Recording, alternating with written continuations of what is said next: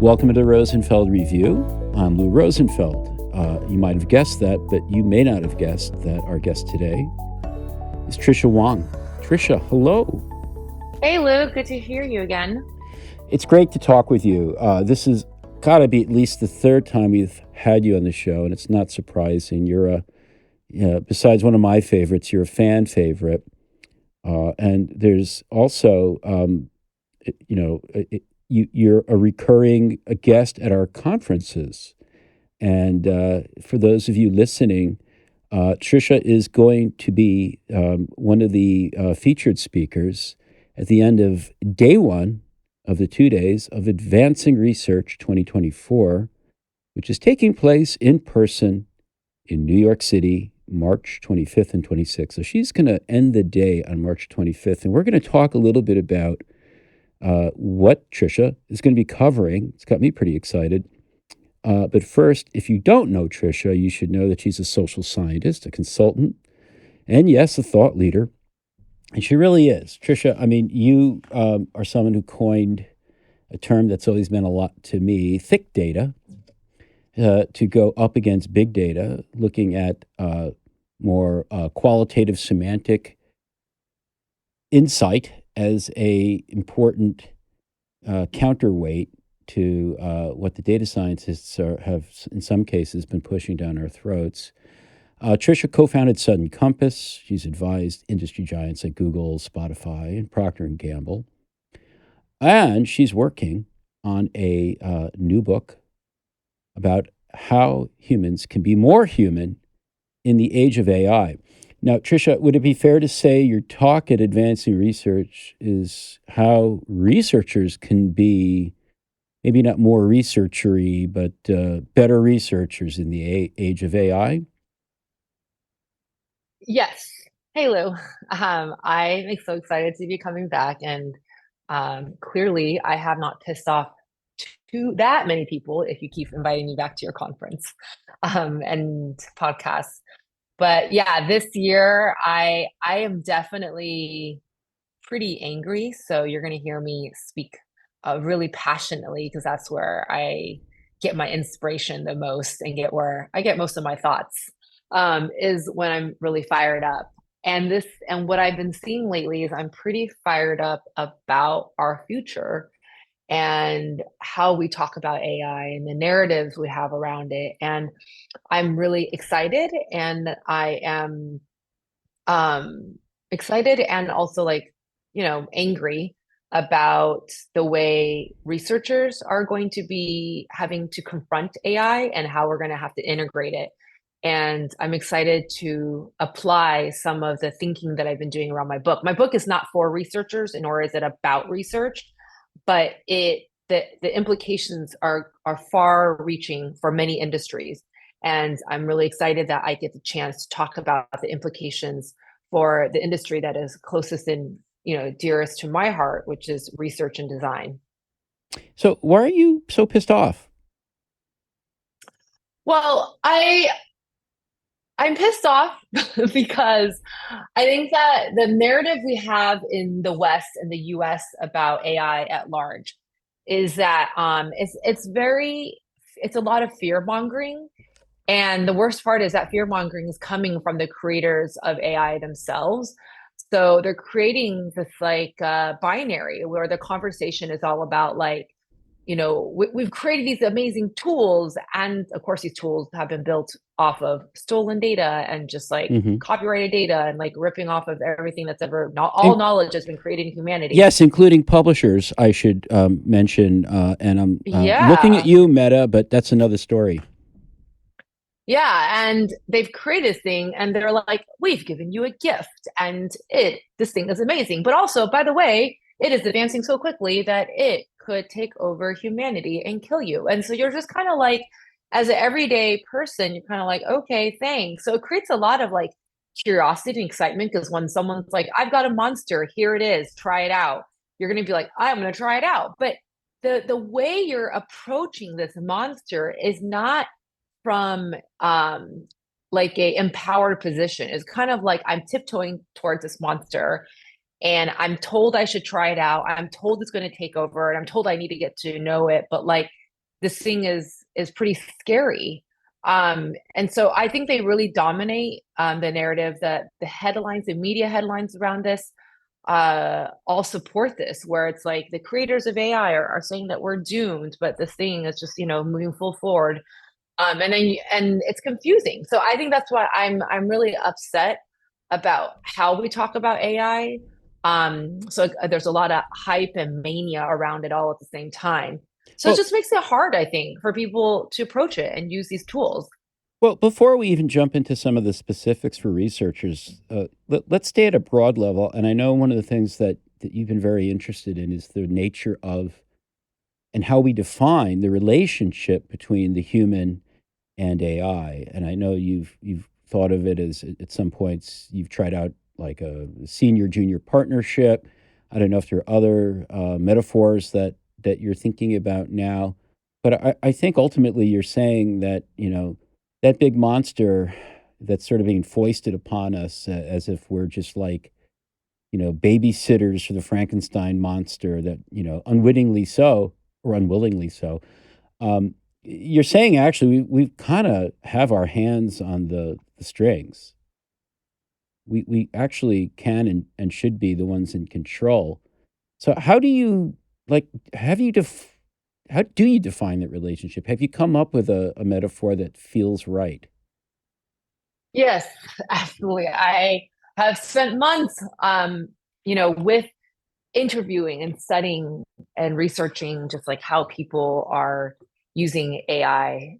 And one of my hypothesis and my fear, like my hypothesis for why I was so excited to do this kind of research and take the time to really understand it, is that I hypothesize that we actually need a new framework for how we orientate ourselves towards technology, and in particular AI. Like we need entirely new framing. Hmm. And that framework will unlock the way we approach these tools with a different kind of mindset.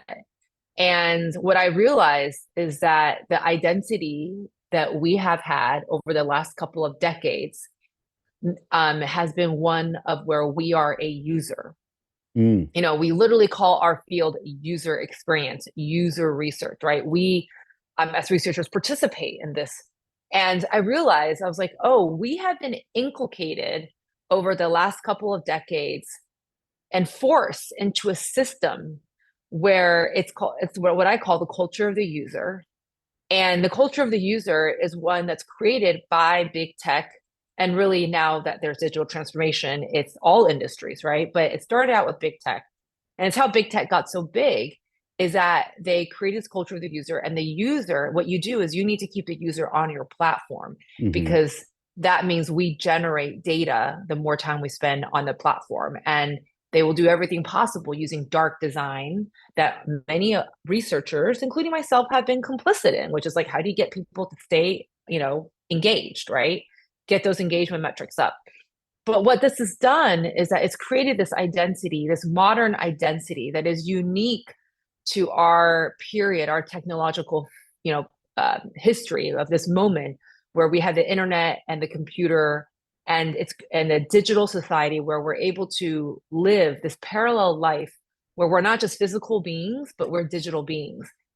And in our digital humanity, we're not human beings, we are users.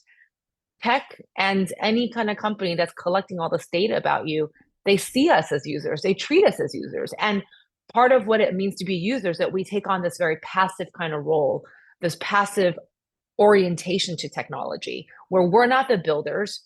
Maybe there was a point in time where there could have been hope with the open source software movement, and it would have, empowered more people to be builders. But at this point, we live on platforms. We complete and execute our everyday life through platforms. And as a result, these platforms, they do everything for us, right? If there's a problem, you make a report and hope that someone can get back to you, but really there's no human to talk to on the other end. And so I think what's happened is that if you are a user and you approach a technology like AI, which is not, which is unlike any other, it's uniquely a different kind of technology than the internet and computers because it reflects back to us. It uses our data, but also it can, makes autonomous decisions. It can process things at, speed that we haven't seen before. Is that you are actually not empowered when you are a user interacting with AI.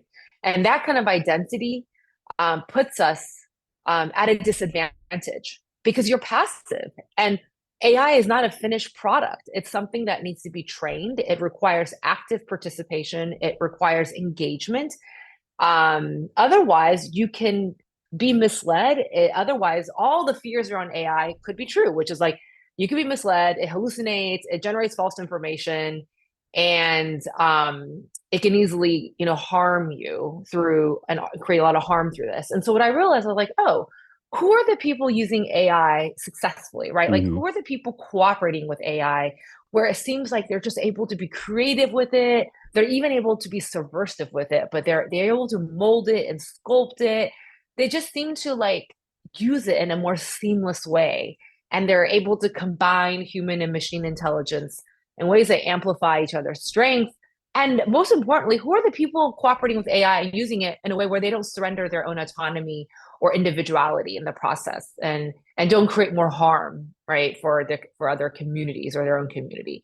And I realized, I was like, oh, there's a new identity emerging over around people who are using AI who aren't losing their humanity. And those people I call shapers. Mm. And that's the new emergent identity that is that I'm seeing coming out, that's consistent amongst people who are able to cooperate with AI, and they're able to treat it as a partner, but really it's like they're actively shaping it. And the relationship, most importantly, is not based on domination. It is not based on domination. It is not about how can I beat the AI. It's not even like how do I control the AI?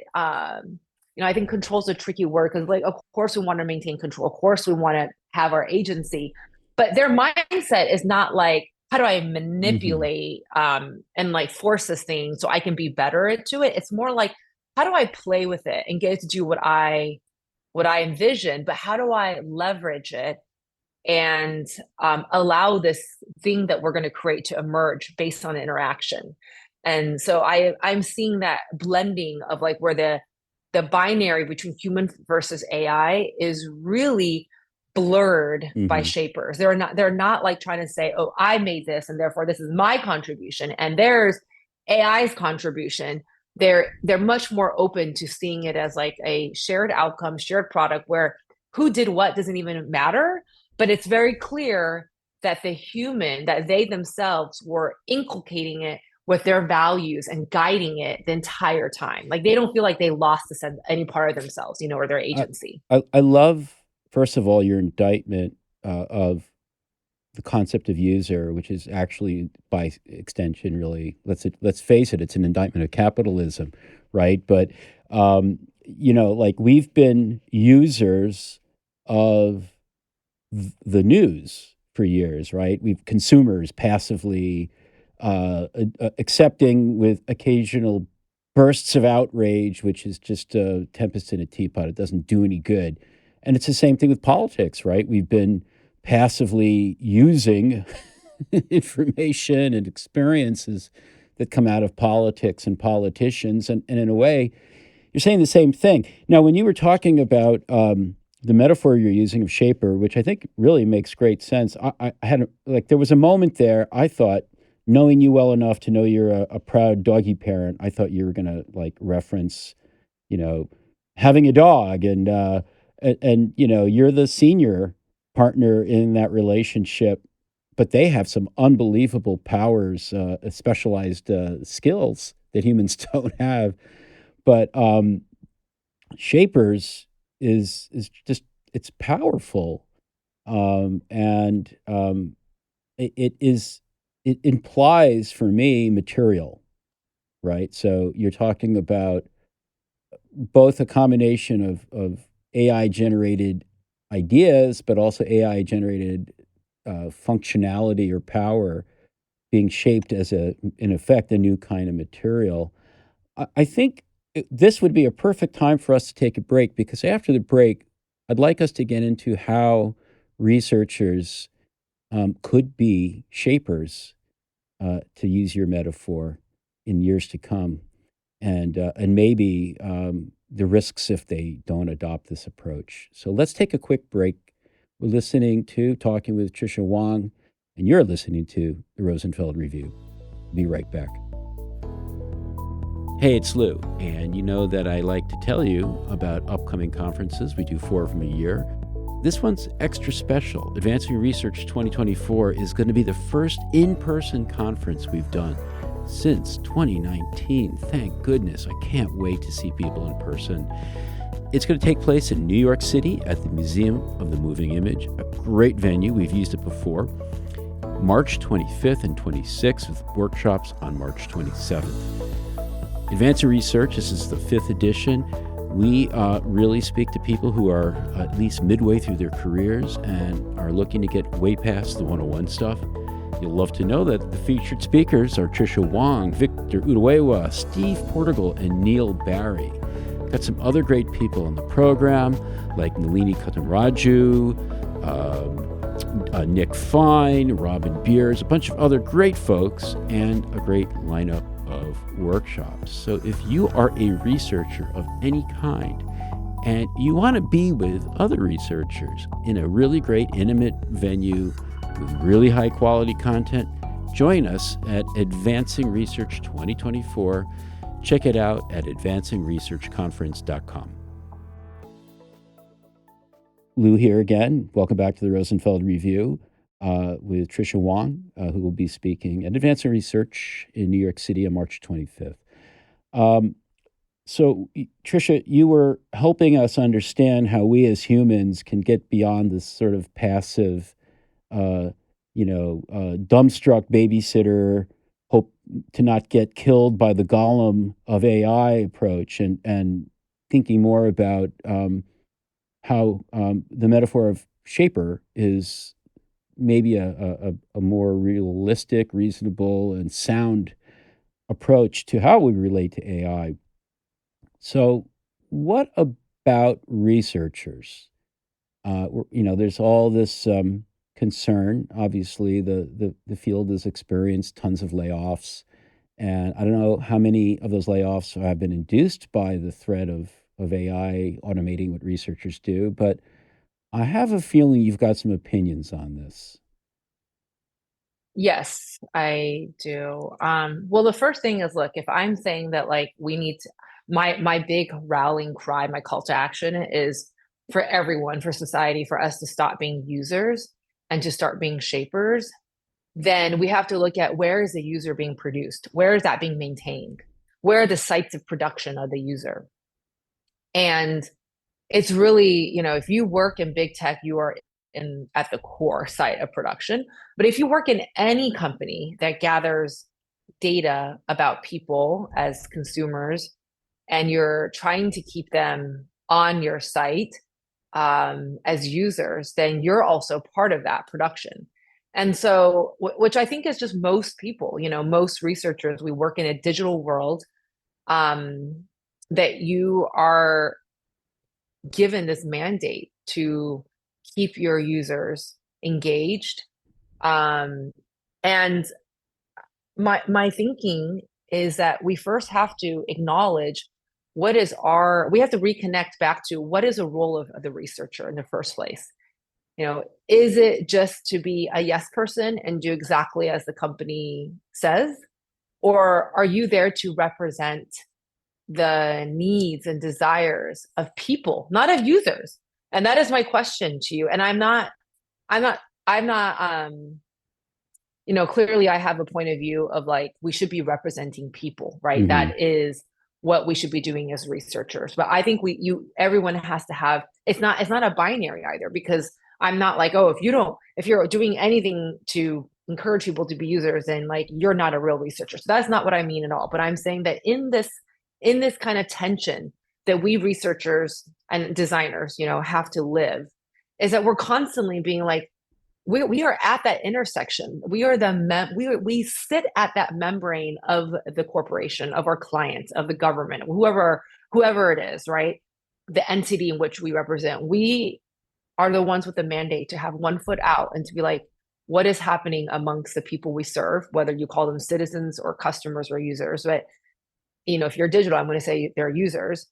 And how do we represent the needs of the company or the entity, the government, my employer, right? How do I represent their needs, and how do we get the like how do I talk about that in a way where I'm doing my job?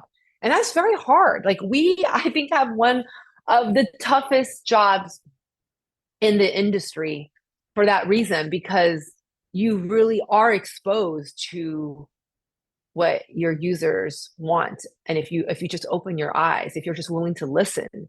And so I think that there's a first like existential question that we have to ask ourselves. And this is Hmm. a moment that my framing of this forces that question to be like, what is your job?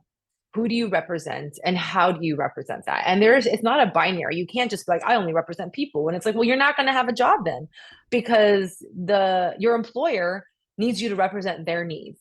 And then you have to go back and be like, how much do my employer's needs and KPIs and goals represent align with serving people, right? But that's exactly your job, is to you should be the one that is squarely in those conversations and helping your client or your employer negotiate that and understand that that is the work. It is not clean.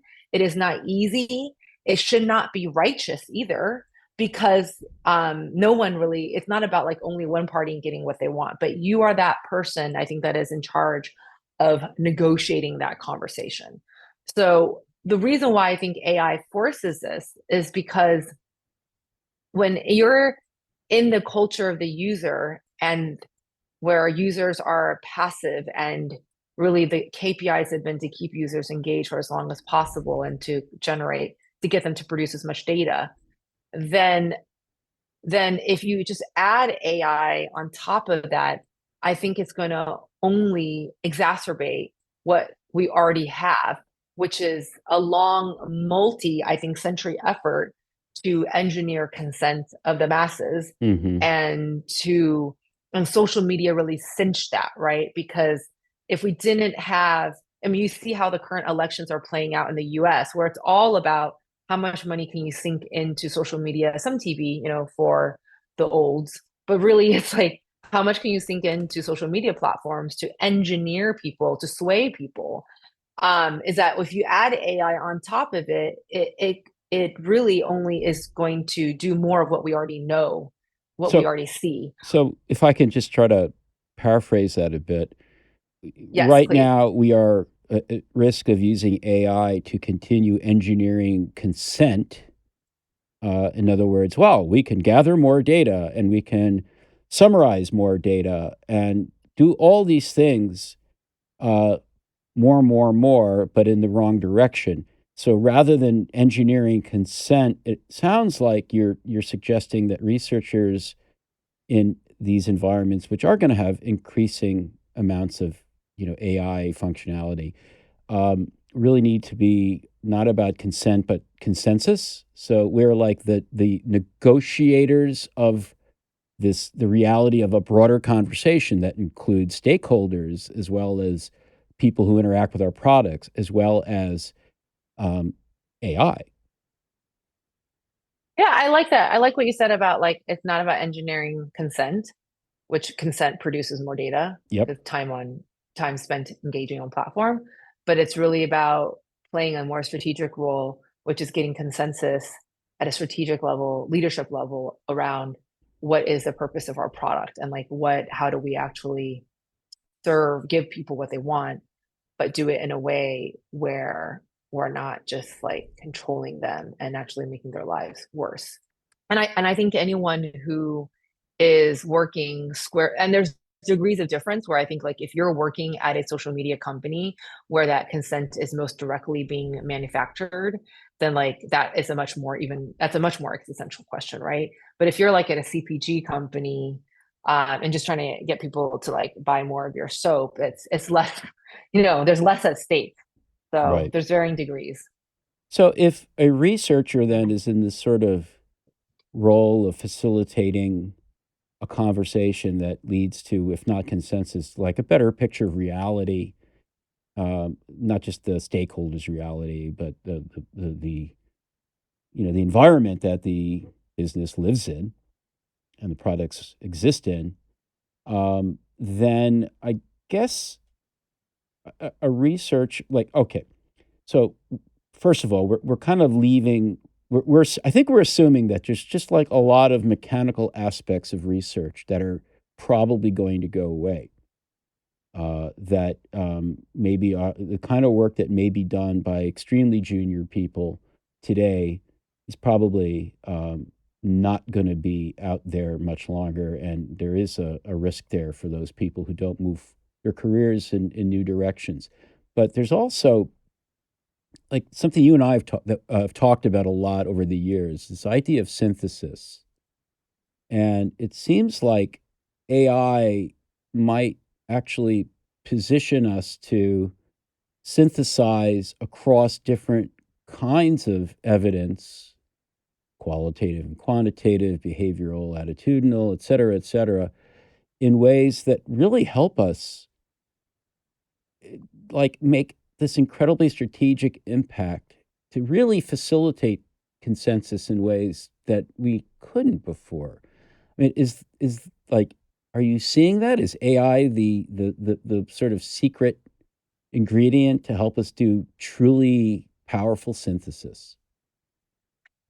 I think I would like to see that, and I'm doing that, but I would love to talk to researchers who are doing that. I'm having trouble because of the culture of the way we talk about AI in the West, is that there's a lot of shame around using AI. There's a lot of ambivalence. There's a lot of nervousness, right? It's seen as like, oh, AI is taking over this part, right? Um, or it's like, oh, AI is taking over the dumb parts of work, the mechanical parts of work, and so that I can be but the higher order work is not under threat, right? Mhm, But I'm like, no, you should be integrating AI in all aspects of the work. mhm, And precisely because of what you just said is like, how do you use it to be more strategic? So like what I see that a lot of researchers, um what we need to do is so much of like building that consensus, which is like, how do I convince you of a decision that you already have set in mind, right? Because that's the reality we're often walking into. We're being asked to do research to confirm something that's already been decided. It's just to get data to backfill that answer.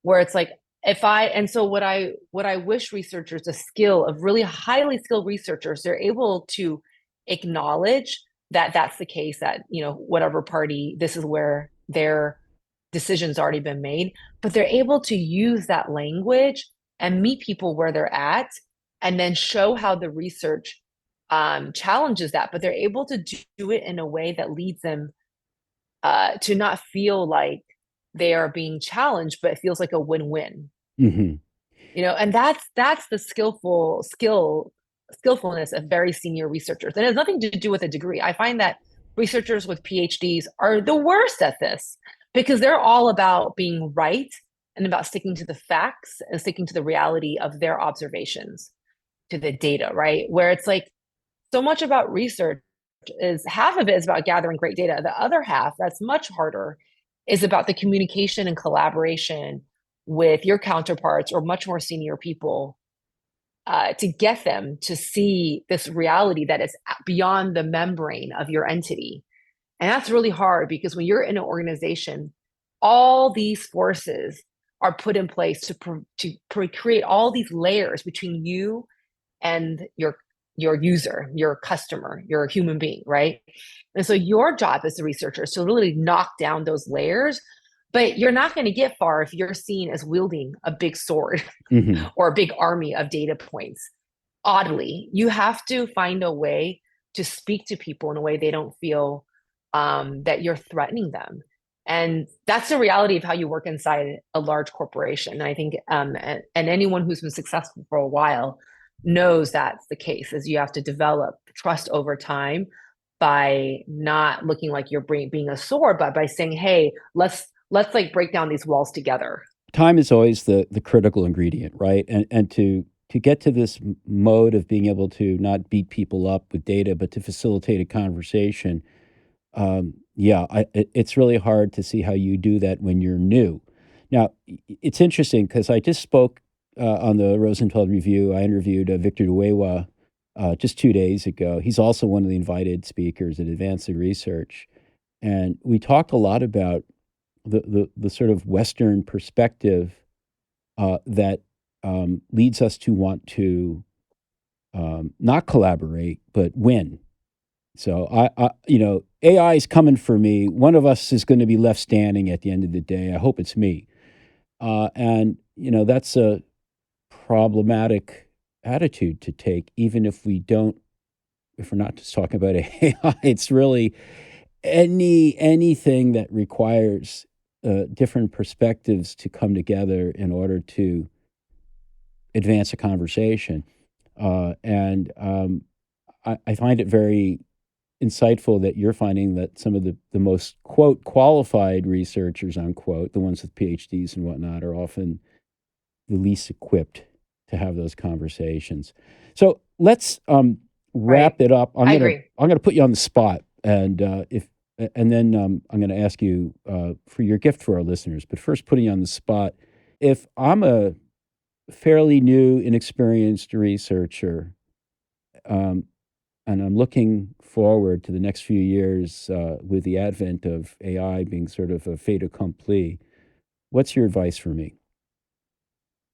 My advice to you is that just embrace AI tools and play and practice with as many as possible. And I would say that you're so lucky to be coming of age and as a researcher in a period where you have access to all these AI tools, because it means that a lot of the rote work that a lot of junior researchers had to do, and even senior researchers, if you don't have a big team, you either have to outsource or do it yourself, is that a lot of that can be done by AI now. And a lot of that you get to actually then free up your time to actually spend on refining and perfecting your skills in what I think is the most important part of research, which is communication with your counterparts, really understanding the other people in your organization, and also spending more time with your people who you're researching, right? What probably many of you are calling users. So much of, when you look at a researcher's time, they're not actually spent in field. They have to like grovel for time to go into field, right? You're just doing like a quick interview, or you've outsourced a work to an agency to do the interview. And then you don't have enough time to even have lunch and get to know your counterparts who need your research. All of that is freed up now. And I think it's so exciting that you get to be creative with that work and find a way to, my second piece of advice is like, these tools are coming out now. I don't even know which tool to recommend, so I'm not going to mention them because I'm still experimenting with them myself. But what I see happening is that you have the opportunity, that we have the opportunity to make research into an artifact. We have an opportunity to materialize it and make it more accessible in ways that we could have never before. Um, we before we were stuck with like sticky notes and the physicality, the physical war room of research. And it was very difficult to bring stakeholders in, and you have to like plan workshops, and which I'm not saying any of that goes away. Um, but also then once our research was digitized, it's like all these files, they live, in Google Docs and long transcripts. And then we have to like prepare PowerPoints. Again, I don't think any of that goes away, PowerPoints and storytelling. But I think now what I see the opportunity is that we can make some of our research actually turn it into interactions. And you can actually turn it into an artifact to say, hey, I did this research. Um, Here is a transcript, not literally giving the file, but you could say, here, I've already uploaded the transcript to one of our AIs, to one of our GPTs or whatever, right? Into our LLM. And now you can ask it questions directly. Here's a summary, and here's some questions you can ask. And so that way you're empowering the rest of your organization, your counterparts, to actually query and prompt the transcripts. Hmm. I mean, that to me is so exciting. Now, I think a lot of researchers are threatened by that because they're like, well, that's my job. I'm supposed to, I find out what you want, then I become that person who is, I go back to the transcript and I make that analysis. It is exciting. And, I'm just reminded of the at least working title of your talk at Advancing Research, which is your talk's coming up on March 25th. Redefining Research, Welcome to a New Paradigm with AI. Tricia, this is going to be fantastic. And, we're just scratching the surface of what I think you're going to get into at the conference. So I really appreciate your time today. We just have a minute or so. Did you bring a gift for our listeners? I did. I brought two gifts. These are they're texts. The texts that have like one's a book and one's an article, and they've been Hmm. a lot on my mind. The first one is James Bridle's Ways of Being. It's a book. It's called Animals, Ways of Being, Animals, Plants, Machines, The Search for a Planetary Intelligence. And I Mm. love James as a writer. He's one of the most creative writers I know out there. And he really he talks about machines and nature with a fluidity that breaks down a lot of the binaries that we tend to ascribe to our world. So I just love him because he's just like such a big thinker. And so I definitely recommend any researcher to read that if you need like just, big picture inspiration. Until your book comes out. And yes, until my book comes out. And then the second piece I want to recommend is an article by Brett Christophers, who's one of my favorite writers. He's is a professor at Uppsala University in Sweden, and he writes a lot about this new the renter capitalism, right? And he has a specific article that I love, though. He's written a book about renter capitalism, about essentially, that we are a society of renters, and then you have like the elite who are the owners, right? And but he has a really great article that is such a gem that documents exactly how asset managers came to rule the world. Hmm. And that's the title of the article. And essentially it's how did asset managers create new assets to essentially make them into financial products that could be invested in. And so he talks about how housing infrastructure became an asset class Hmm. that really was started by these Australian asset fund managers, but then perfected by US hedge funds like, BlackRock. And so I'm interested in that because it helps me think about how we as digital human beings became an asset class. And it helps me think about how, as users, we produce data that is really the new financial asset class. That data became somehow over the last 20 years, it moved from being a cost to being an asset. And we are that asset. And therefore, how did it start to dehumanize us? And so I just think sometimes it's such a mind fuck to think about how we are an asset class as digital human beings. So I Hmm. find it really helpful to understand that like here's a parallel where housing became an asset to where now you have like a whole town he talks about in England, where everything is owned by a private company. Hmm. From the sewage system, from the water to electricity. Of course, the houses themselves. And he talks about what is the social impact of that is that when it is completely monopolized by private industry. Wow. So I'm going to say, to summarize, Tricia wants you to stop securitizing your users. Great summary. Great. I have something to say I want to add though. Can Okay. I add something? Yeah, is that I would love if you're listening to this and you're using AI or you're ambivalent about using AI, please talk to me because I just want to talk to anyone and their thoughts about AI right now. Even if you're scared of it, even if you're worried about it, I want to spend time talking to you.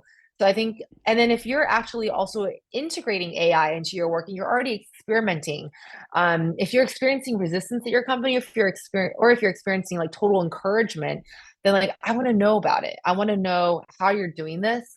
And I'm doing these interviews and chats for my book, so it can be anonymous or it can be, we can use your name, whatever it is. But if you just want to talk, I'm here. And it's this rare moment in my life where I'm like, anyone who wants to talk to me, just put time on my calendar. And I would love to hear your thoughts We about will AI make and sure the research. show notes includes a way to reach you. Yes. Thank you, Lou. All right. We'll see you soon enough. Thanks again. Thanks for listening to the Rosenfeld Review, brought to you by Rosenfeld Media. If you like our show, please subscribe and review it on iTunes, Stitcher, or your favorite podcast platform.